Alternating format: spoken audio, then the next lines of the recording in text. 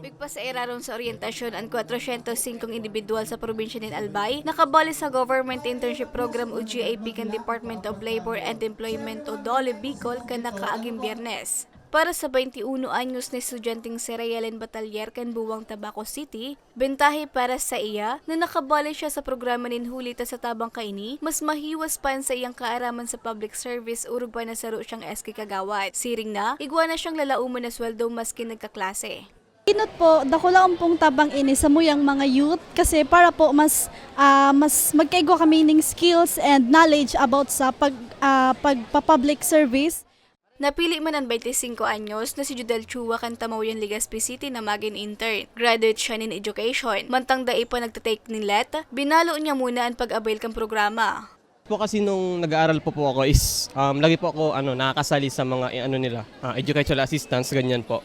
So ngayon po sinubukan ko po mag-apply sa kanila. So bilang assistant po sa GIP po, makatulong din po ako sa iba. Same time, may tulong din po para sa akin, para sa income ko din po.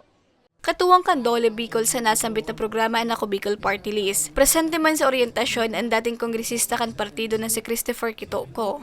Nainot sa mga GIP, salamat sa serbisyo nindo. Sabi nga ni President Obama, thank you for your service. Kaya ara po nindo maski sa dit na panahon, matawan sinda ng trabaho. Siyempre may kabalyo ng trabaho na pagserbisyo sa kapwa Bicolano.